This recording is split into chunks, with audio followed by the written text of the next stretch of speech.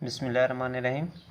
तो आज एम फरमान करीम, आज हमारा जो सब्जेक्ट मैथमेटिकल मेथड है उसका जो टॉपिक है वो है फंक्शन फॉर डिपेंडेंट। यानी कि कल हमने पिछले लेक्चर में हमने डिटेल से डिस्कस किया था कि हमारे पास इनडिपेंडेंट के लिए और डिपेंडेंट के लिए फंक्शन क्या होता है।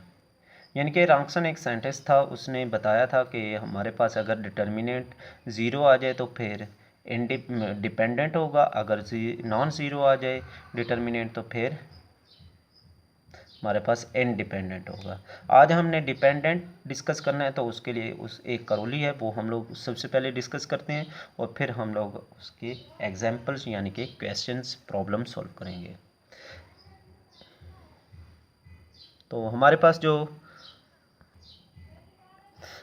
जो करोली है, करोली में वो ये बताता है कि if f of x f of one of x, f of two of x, f and so on, f of n of x possess at least n minus one derivative and the linearly dependent of one, then W यानी कि Wronskian f of one of x, f of two of x and so on, f of n of x is equal to zero for every x in the interval. यानी कि रॉन्सन में अगर हम लोगों के पास उसका डिटर्मिनेंट ज़ीरो के equal आ जाएगा तो हम लोग कहेंगे कि ये हमारे पास डिपेंडेंट है। अगर उसका डिटर्मिनेंट ज़ीरो के इक्वल नहीं आता तो हम लोग कहते हैं कि ये इनडिपेंडेंट है। इनडिपेंडेंट का टॉपिक हमने कल पढ़ा था, यानी कि उसमें हमने उसका पहले थ्योरम भी किया था और फिर उसके प्रॉब्लम्स भी किए थे। आज हमारा जो टॉपिक है वो जस्ट डिपेंडेंट पे है। तो इसके लिए हम लोग सबसे पहले एक एग्जांपल सॉल्व करते हैं। तो एग्जांपल हमारे पास example one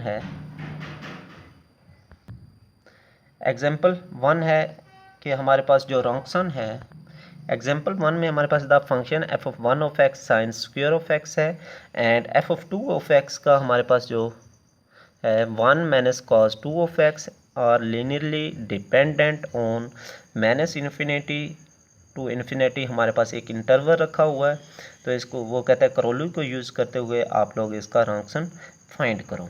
We observe that W is equal to sin square of x and 1 minus cos 2 of x is equal to हमारे पास sin square of x, यानी कि पहले हम लोग सेम फंक्शन लिखते हैं। पहला फंक्शन हमने sin square of x लिख लिया और फिर उसके बाद दूसरा function 1 minus cos 2 of x भी हमने लिख लिया। उसके बाद हम लोग उनका डेरिवेटिव लेते हैं, यानी कि फर्स्ट डेरिवेटिव जब साइन स्क्वेयर ऑफ एक्स का लेंगे तो 2 sine square of x and cos of x आ जाएगा।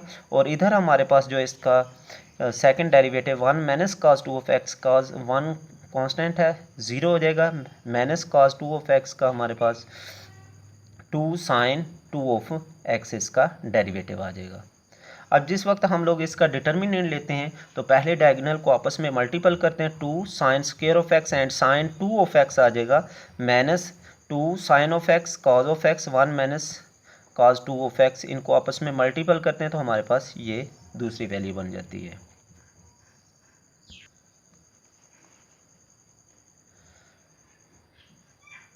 तो उनमें हम लोग सब में 2 ऑफ एक्स कॉमन ले लेते हैं, 2 साइन स्क्वेयर ऑफ एक्स रह जाएगा, यहाँ पे माइनस वन रह जाएगा। माइनस वन क्यों रह जाएगा? क्योंकि यहाँ पे 2 sine of x and cos of x था।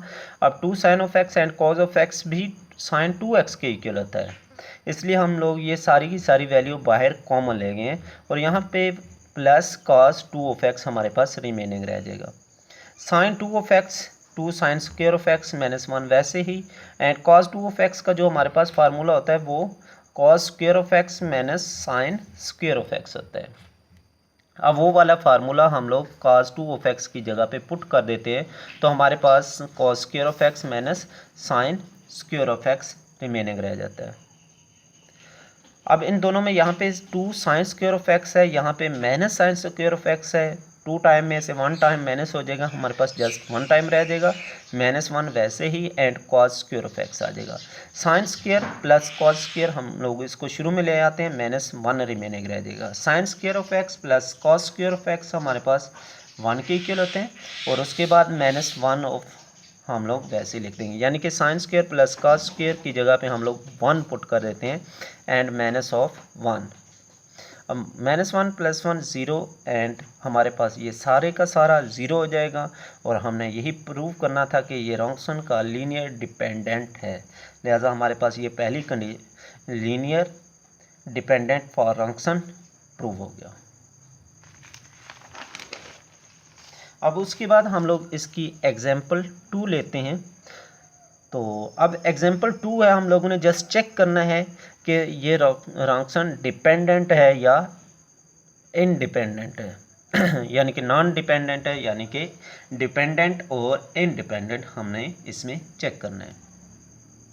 अब जो क्वेश्चन है, गिवन डाटा है हमारे पास, पहला फंक्शन है e⁻³ और दूसरा फंक्शन है y(2) e⁻³ सिंस हमारे पास रॉन्गसन e⁻³ एंड e⁻³ तो हम लोग पहला फंक्शन सेम लिखते हैं और फिर दूसरा फंक्शन भी वैसे लिख देते हैं, और ओवर में हम लोग पहले फंक्शन का डेरिवेटिव लेकर लिखते हैं और फिर दूसरे फंक्शन का जब डेरिवेटिव लेकर लिखते हैं तो हमारे पास 3e⁻³ और दूसरे का -3e⁻³ रह जाता है।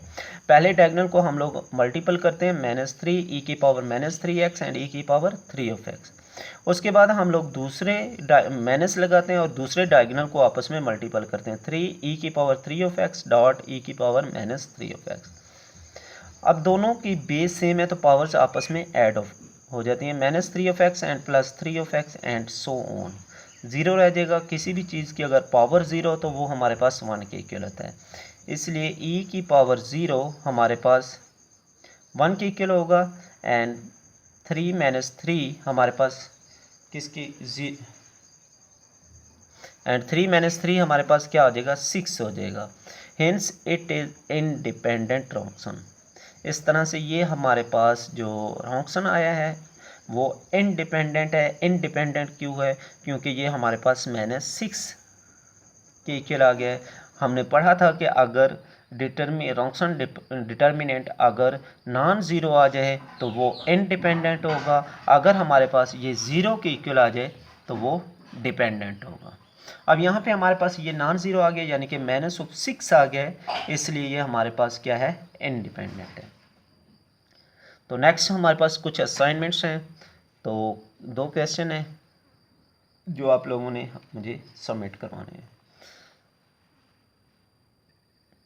तो असाइनमेंट में हमारे पास इसका पहला जो क्वेश्चन है वो ये है कि हमें फंक्शन दिया गया है y1 e⁻x और y2 e⁻3x। अब इन दोनों क्वेश्चन, इस पहले क्वेश्चन को हमने चेक करना है कि ये हमारे पास डिपेंडेंट है रॉन्गसन या इनडिपेंडेंट है। अब इसी तरह से एक दूसरा क्वेश्चन भी है हमारे पास जिसमें फंक्शन हमें दिया गया y1 और cos3x और जो दूसरा फंक्शन हमें दिया गया वो sin²x दिया गया है, यानी कि दोनों के दोनों हमारे पास ट्रिग्नोमेट्रिक फंक्शन की फॉर्म में फंक्शन दिए गए हैं। अब इन फंक्शन पे भी हमने चेक करना है दोनों क्वेश्चन पे कि ये हमारे पास डिपेंडेंट है या इंडिपेंडेंट है। पहला जो क्वेश्चन है वो हमारा एक्सपोनेंशियल फंक्शन की फॉर्म में दिया गया है, यानी कि इसमें एक्सपोनेंशियल की डेरिवेटिव हमने लेने होंगे, और जो दूसरा फंक्शन है वो हमारा ट्रिग्नोमेट्रिक फंक्शन की फॉर्म में दिया गया है। अब दूसरे क्वेश्चन में हमने इन फंक्शन के ट्रिग्नोमेट्रिक फंक्शन के डिटर्मिनेंट लेने होंगे। जस्ट ये दोनों के दोनों हमारे पास n = 2 पे है, तो ये दोनों आप लोगों ने मुझे लिख के नेक्स्ट लेक्चर से पहले सबमिट करवाएंगे। ठीक है बेटा, अल्लाह हाफिज़ एंड बेस्ट ऑफ लक। अस्सलाम वालेकुम।